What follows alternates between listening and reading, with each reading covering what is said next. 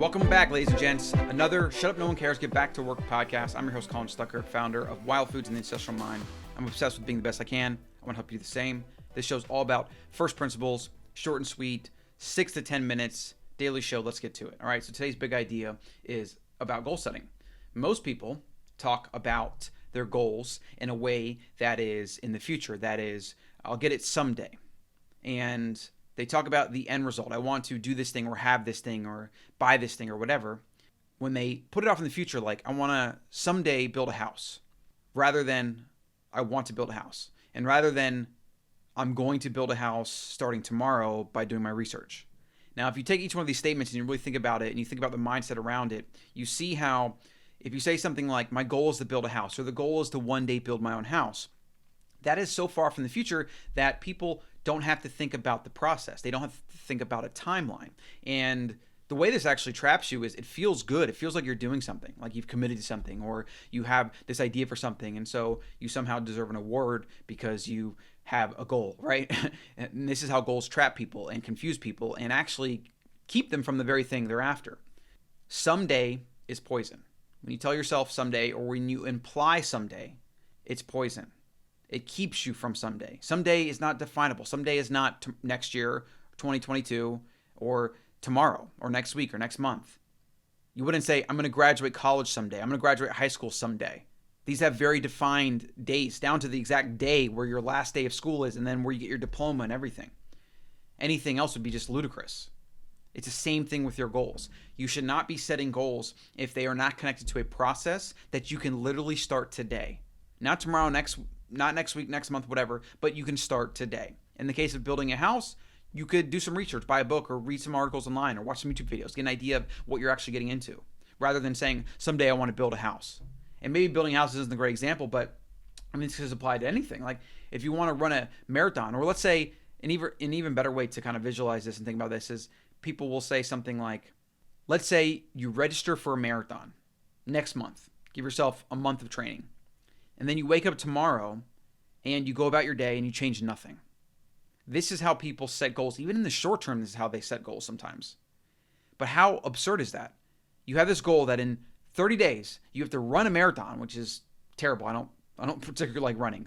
And you don't create a training routine or a regimen or anything to accomplish that. This is a surefire way to not only not finish the race, but also probably hurt yourself, right? And you probably wouldn't do that. You probably wouldn't register for a marathon, pay the registration fee, and then wake up tomorrow and have no idea whatsoever about how you're going to actually build your body and your skills, your muscles to be able to even finish the damn thing. This is how people set goals. This is how they think about goals, and it traps them. Here's another one. This is one that's really just funny. I remember somebody saying this. I think it was like Ty Lopez back in the day because he lives in LA. And he's always around models and influencers and aspiring actors and everything. Like if you go to a place like LA and you ask 1 in 3 people what their goals are, most of them are going to say they're trying to break into the showbiz, right? Well, this is actually something you could do. Like if you live in LA or you ever go there, ask somebody what their goals are. Ask a few people and try to find those that are trying to be an actor, maybe a singer, get into the show business in some way. And then let them answer, let them tell you their goals. And then ask them, what did you do yesterday to work towards those goals? Or even better, like in the case of acting or singing, how much did you practice yesterday? So you're trying to become a singer, you're trying to become an actor. It's funny and crazy how flawed people's ideas of how to make it in the business are, but these things are skills that require years of dedicated, deliberate practice. And most people think if they just go to a place like LA and they show up and they talk to people, get to know people while waiting tables, that they're somehow trying to make it. And most of the time, they don't have a routine down. They don't have a process down. They don't even think about how practicing their craft on a daily basis is the thing they should be focused on. They're focused on all these other things that they think are the key. But then you see the people that have the talent, that put in the work for years on end, they're the ones that become overnight successes. It's actually really kind of depressing, but also telling of human nature that the idea of making in show business as an actor, singer, whatever, you don't see people talk much about the practice and the effort to put into it.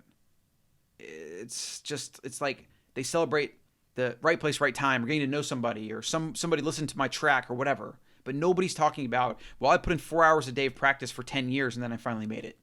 because the reality is that's how you make it. Almost every overnight success is 10 years in the making. With your goals, set your goals and have them big, have them small, have them medium, whatever works for you. But figure out what the process is and figure out how to get started today or tomorrow. Not in the future, not someday. Just remove those words from your vocabulary. Start the process now. Build the process, define the process. You'll iterate, you'll have to get in there, you'll have to do it, you'll have to test, you'll have to tweak, but connect goals to process. If you don't connect goals to process, they're nothing but a pipe dream. They're just a figment of your imagination, and they can actually actively hold you back because you are convincing yourself that you've done something because you've decided you want this goal or whatever. And that's just completely and utterly nonsense. And that's why most people don't actually accomplish anything. Most people don't accomplish goals. They set a goal or they have this idea in their mind, and then they adjust their goals up or down to accommodate what they've actually done, which in most cases is not that much. I want you to be somebody that sets goals, that achieves them, and then that constantly grows and develops along the way. And the way to do that is by focusing on the process.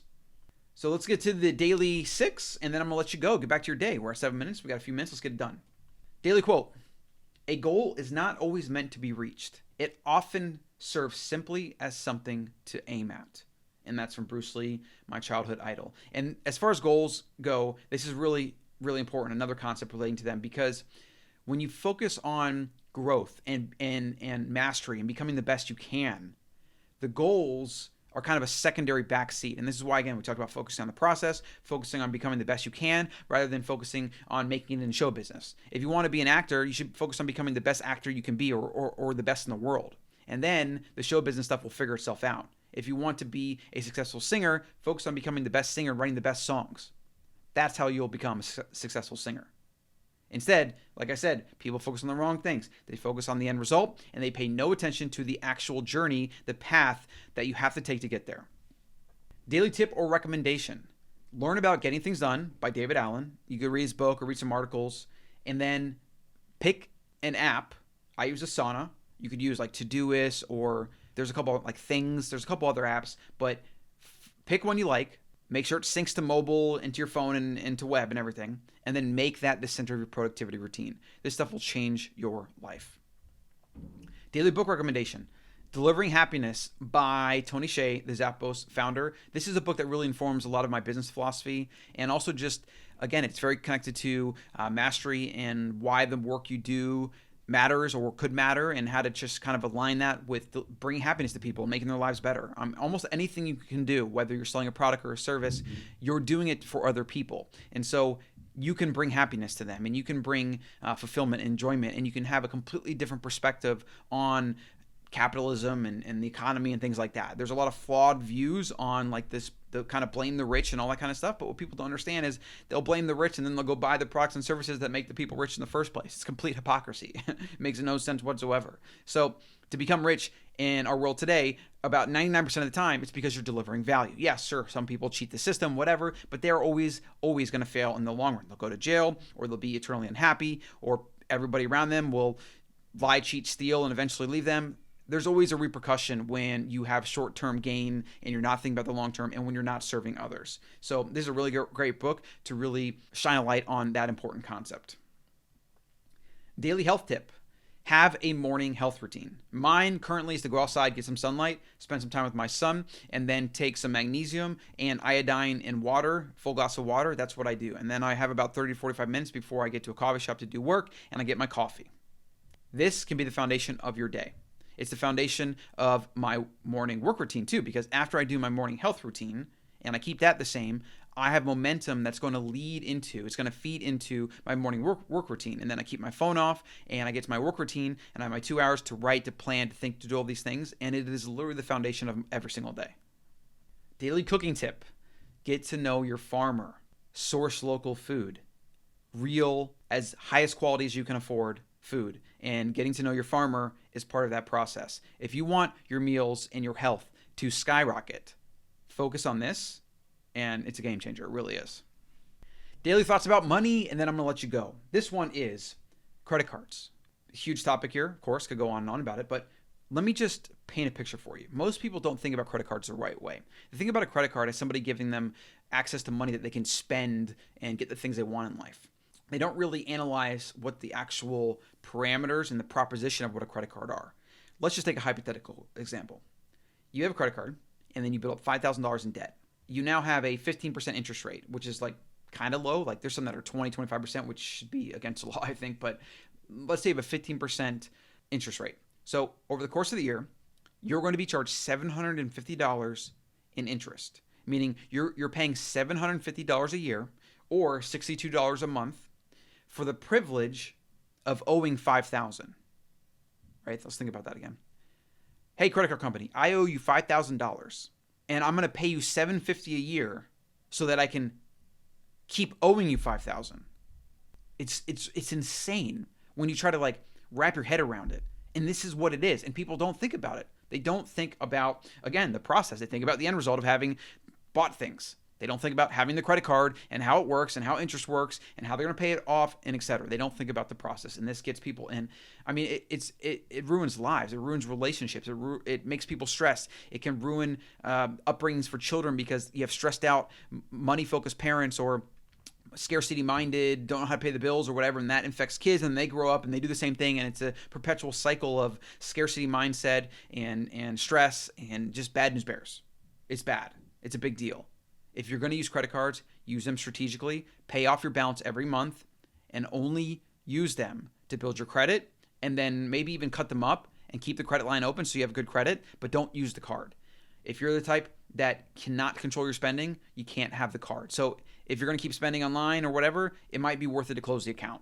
It's just so much better than being in debt. Don't convince yourself that you should be in debt to have good credit. That's completely and utterly preposterous. And with credit card debt, there's no utility. It's not like having a phone that I pay for that I can use, or having a loan on a house that I live in, or a car payment that I use to get around and get to work and whatever. I have no utility. I pay for the privilege of owing somebody money. That sucks. All right, so that's going to be it for today's show. Like, subscribe. I'm going to see you in the next one. It's a daily show, so I'm going to see you in the next one.